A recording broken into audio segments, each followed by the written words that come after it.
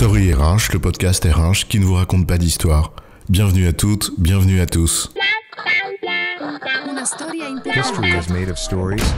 Dans cet épisode, nous allons nous demander ce que peut bien signifier cette expression.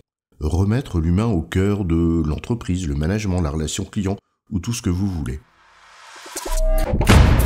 Une expression qu'on dégaine avec la certitude de l'affirmation péremptoire.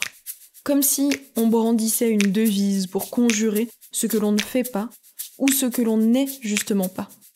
L'humain a toutes les sauces, surtout celle pour le dévorer. L'humain au cœur du processus, au cœur de nos entreprises désenchantées, de notre relation client, qui n'est plus relation depuis longtemps.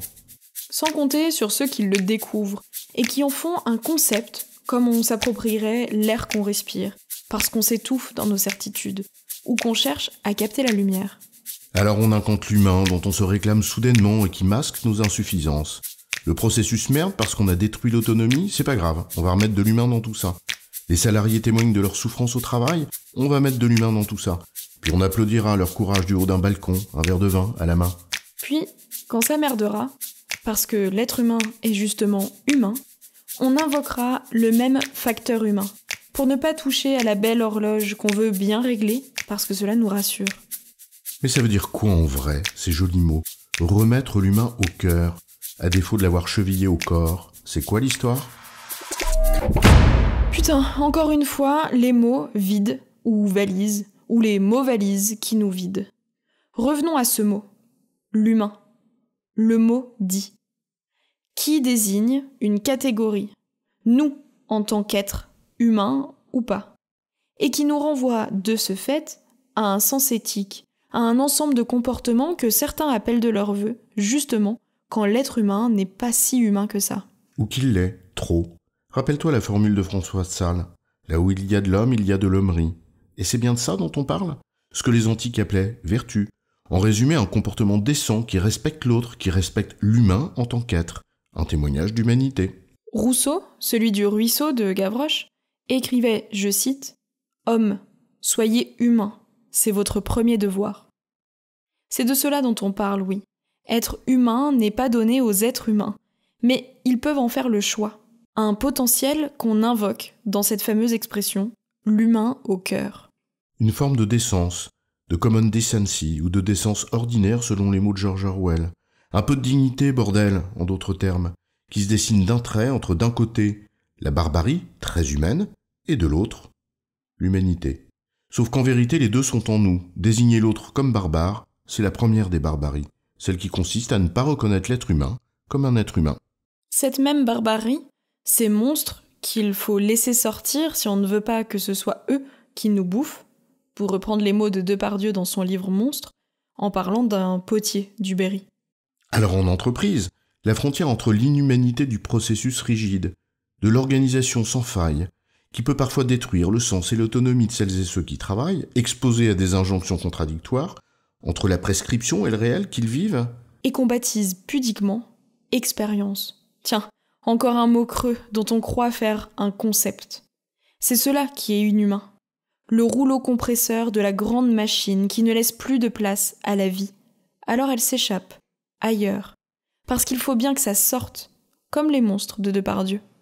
Oui, c'est ce qu'on appelle le mal-être au travail, les RPS. Alors merde, on veut remettre de l'humain au cœur de tout ça, la bonne intention.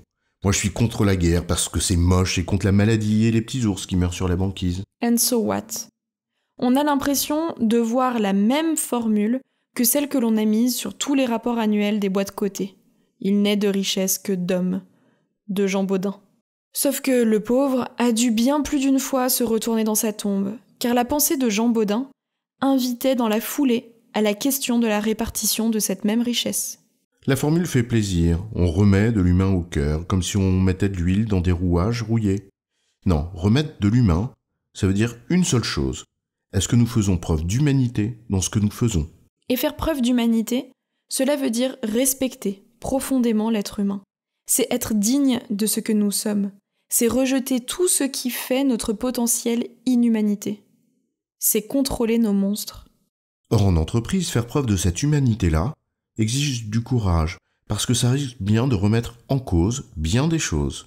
Et peut-être d'ailleurs faudra-t-il justement remettre l'entreprise dans le cœur des hommes, pour reprendre cette formule qui nous est chère, avec notre ami philosophe Patrick Bouvard. Car c'est peut-être précisément en reconnaissant un projet collectif comme bien commun, avec toute la confiance que cela suppose au sein d'une communauté, que l'on pose les premiers jalons de cet humain qu'on réclame. Quelque chose qui dépasse l'intérêt immédiat personnel. Peut-être s'agit-il aussi de restaurer la part d'initiative personnelle dans des mécaniques organisationnelles incapables de s'adapter à un réel qu'elles ont modélisé et qui change trop vite pour elles. Peut-être est-ce donc accepter la part de risque qui va avec ? Peut-être faut-il accepter le risque d'être humain, c'est-à-dire le risque de l'imperfection. Bref, la liste de ce à quoi nous devrions nous attaquer réellement pour honorer cette phrase « remettre l'humain au cœur de » est bien longue. Un bien long chemin qui se fait pas à pas. Car remettre l'humain au cœur, ce n'est pas cette image qui joue sur l'affectif, qui s'émeut de la rigidité ou de la brutalité de la mécanique, mais bien la capacité à répondre positivement à une question simple, faisons-nous preuve d'humanité. Et ce dont il est donc question ici, c'est la finalité de la mécanique. En prenant une image géométrique, caricaturale, mais pour inviter chacun et chacune à s'interroger sur ce à quoi il participe et à sa propre responsabilité, comment ce qui devrait être une finalité, donc une perspective, peut se retrouver au centre, si ce n'est pour l'étouffer. C'est juste une supposition, du grain à moudre. En résumé, remettre l'humain au cœur de quelque chose, c'est bien témoigner, dans les faits, d'une attitude digne d'humanité. En d'autres termes, faisons-nous preuve d'humanité dans ce que nous faisons. Une vertu morale, plus qu'une formule. Donc, du courage. J'ai bon, chef ? Oui, tu as bon, mais on va pas en faire toute une histoire. Story RH, le podcast RH qui ne vous raconte pas d'histoire. Retrouvez tous les épisodes sur storyrh.fr.